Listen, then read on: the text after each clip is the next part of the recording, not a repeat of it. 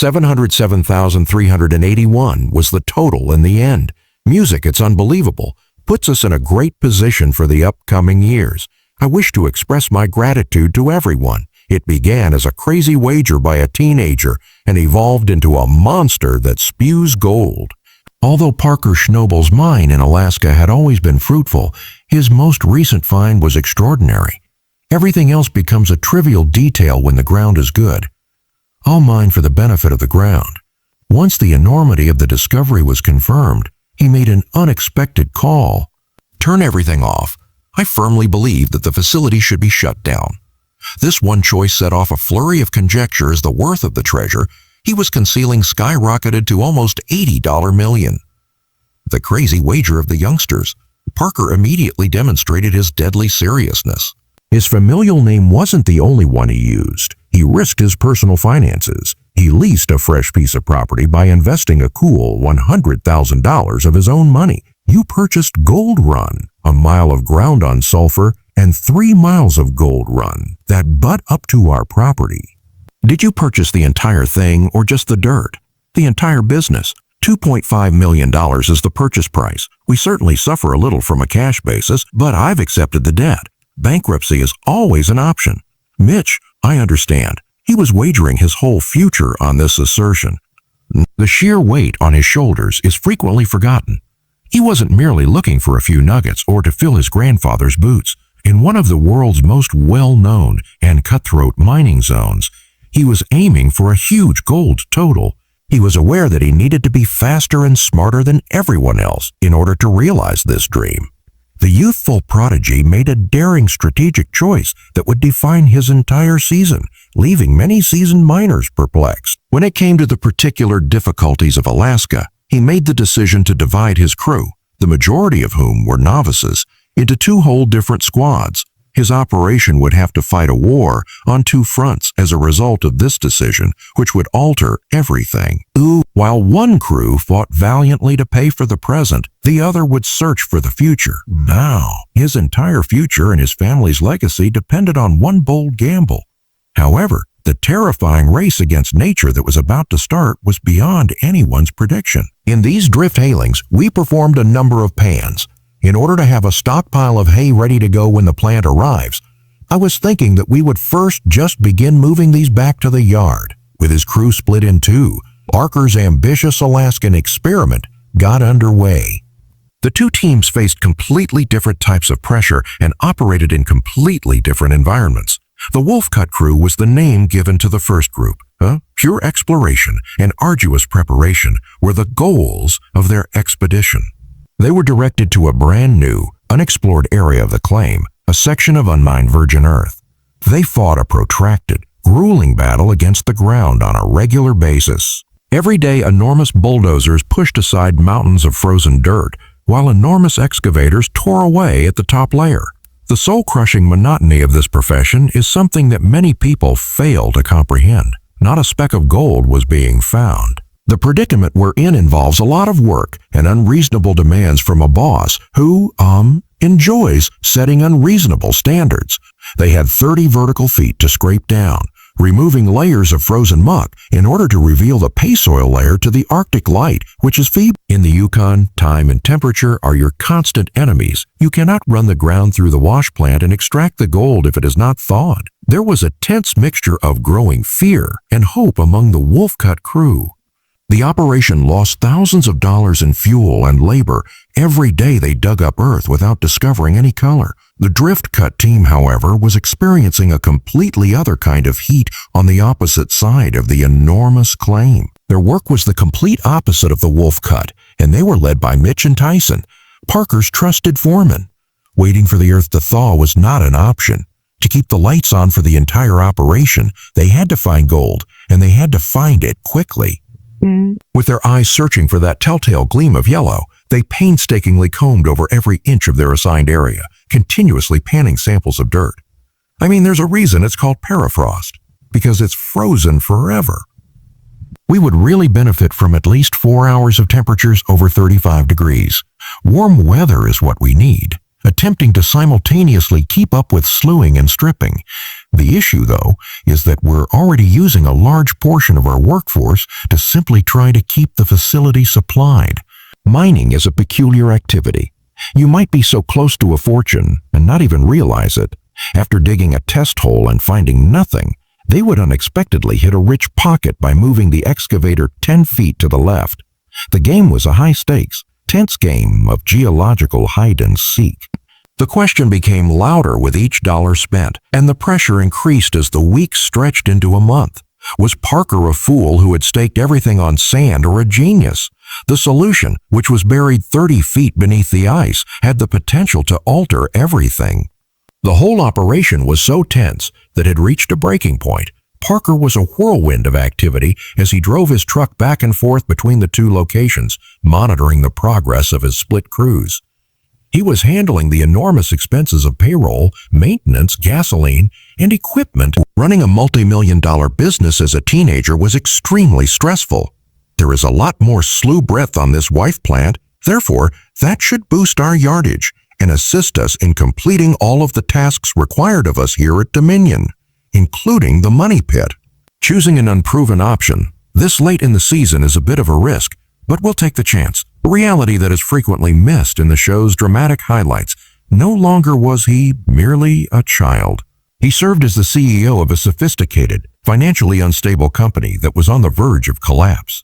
Then the breakthrough occurred precisely when it appeared that the risk might not succeed. There was more to the good news than a trickle. Success came in a sudden deluge. The crew of Wolf Cut finally reached the stratum they had been envisioning after weeks of unrelenting excavation and moving mounds of bare dirt. They had hoped for rich, chunky pay dirt, and they got it. The mats in the ESOL box glowed with a dense carpet of gold when they conducted their first test ESL. At last, the frozen ground that had been their worst adversary gave up its riches. Parker's belief in his long-term strategy was at last well rewarded. The story becomes even more bizarre, though. The Drift Cut crew hit gold at the same time that the Wolf Cut was erupting in cheers. Their systematic and patient search paid dividends practically simultaneously. It's excellent to have a good crew, be on some ground at last, and be discovering some gold. This has taken a lot of labor, and it's great to see it succeed. They discovered a deposit large enough to sustain the entire operation for some time to come. Everyone was suddenly struck by the realization. In fact, Parker's mad plan to divide his soldiers had been successful. All of a sudden, everything made sense. While one side was paying for the now, the other had guaranteed the operation's long-term future. Like wildfire, the mining community was rocked by the news of his incredible double victory. Parker Schnabel was no longer just a young man surviving on his family name, as everyone started to recognize. In the field of gold mining, he was a real force of nature. A prodigy who had just disproved everyone's skepticism. However, it takes machines to turn a finding into money. And Parker's new deadliest enemy was going to be his equipment, the breakdowns beast. Parker's business entered a hectic, high-stakes production period as gold began to pour in from two different fronts. As a seasoned prospector, he focused on the enormous deposit that he thought would provide enormous fortune for his entire crew. But as soon as you overcome one obstacle in the harsh world of gold mining, another, more difficult one appears to replace it. The startling reality was that they were on the verge of being betrayed by their own apparatus. Parker's outdated, unreliable wash plant was nearing the end of its useful life. In order to keep the dirt moving, he had been compelled to use a hired machine. Very significant this year. I feel like I'm slewing more than ever this year. Maintaining plant operations while the stripping team stays out ahead of them is currently the main priority. However, his new crew commander is a male. Medmark hated utilizing borrowed equipment. Equipment that is rented is frequently outdated, ill-maintained, and prone to malfunctioning at the most inconvenient time. The crew was short-staffed at a crucial moment due to the absence of Parker's best mechanic and foreman. Their strategy depended on assembling and operating their own specially designed wash plant, a huge red machine they called Big Red, as quickly as possible. It was an enormous undertaking. The enormous machine had to be carefully moved into place and put together piece by the workers.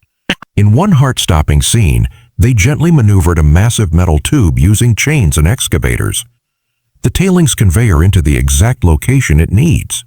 Before the multi-million-dollar machine had even cleaned a yard of dirt, one error might have destroyed everything. The beast was at last ready after days of arduous labor.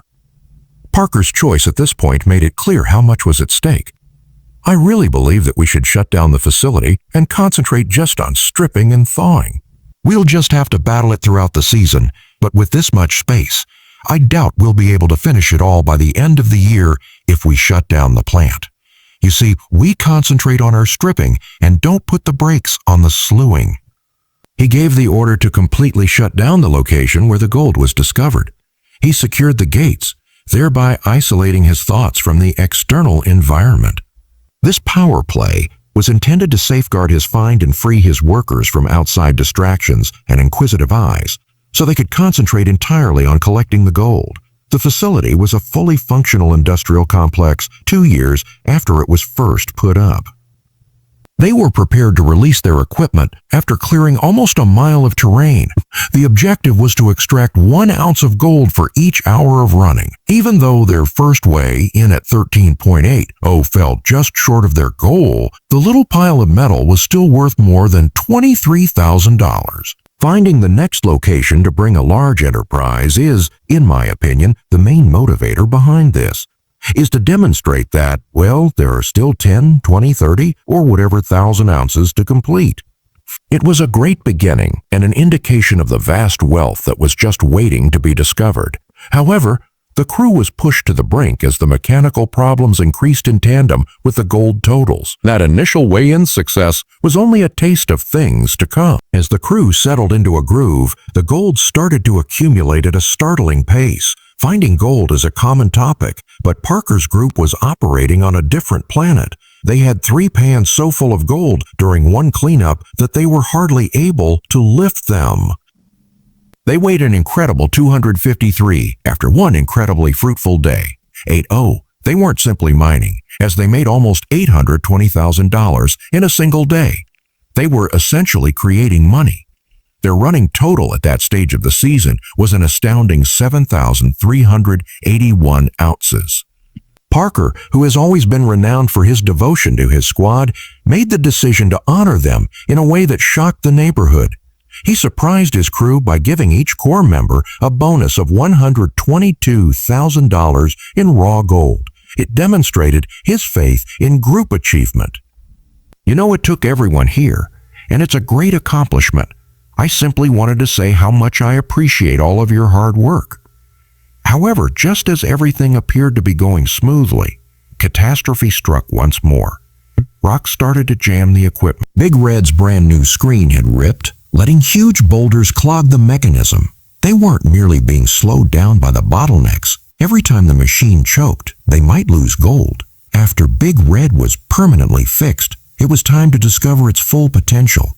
Following the adjustment, the initial cleanup produced 51.60 worth $90,000, an excellent beginning. The outcomes of their other wash plant, a device they named Slewifer, followed. An incredible 210 ounces were produced by this machine. As the last huge cleanout from Slewifer was weighed, the crew assembled. The scales numbers continued to rise until they reached an incredible 360 degrees. 5 o'clock. That amount of gold from their second-best machine was about $600,000. Everything changed at that point. Parker finally decided to permanently block access to his mind. As a result of this, they made $14 million that season, and everyone knew it. A haul that breaks records. It came to a total of 77,381. It's not real. Puts us in a great position for the upcoming years. Because everyone has a position here next year, I truly want to thank you all from the bottom of my heart and hope that you all want to return. However, the world and the cameras were unaware that this amazing pay streak was only the beginning. It was covertly confirmed by geologists and surveyors that Parker was not sitting on a lucrative cut. The mother lode was where he sat. He had discovered a hidden ancient waterfall system where a nearly legendary concentration of gold had been deposited by millions of years of erosion. Not $14 million was the expected worth. The sum was $80 million, Protecting one successful season wasn't the only reason to lock the gates.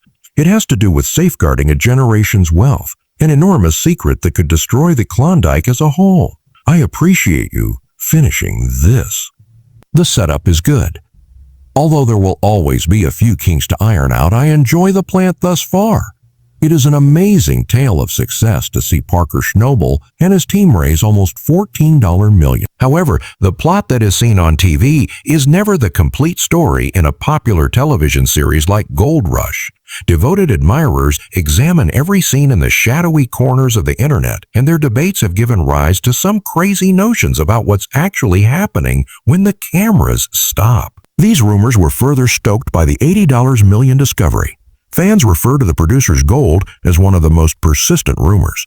Television gold is the drama of scoring a season goal. Furthermore, according to the hypothesis, producers may covertly assist a crew that is just a bit shy of its finale goal.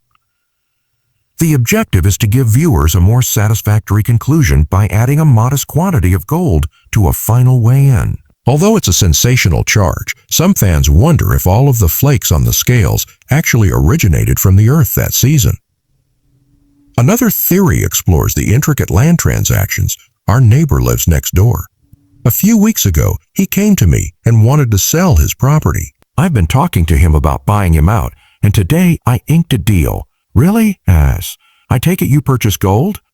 Tony Beats, a mining legend, has famously leased a large portion of Parker's best land, and Parker pays him a royalty based on the amount of gold Beats finds. Although the show portrays this as a simple business transaction, viewers surmise that it's far more intricate. They question whether there are any hidden rewards or consequences.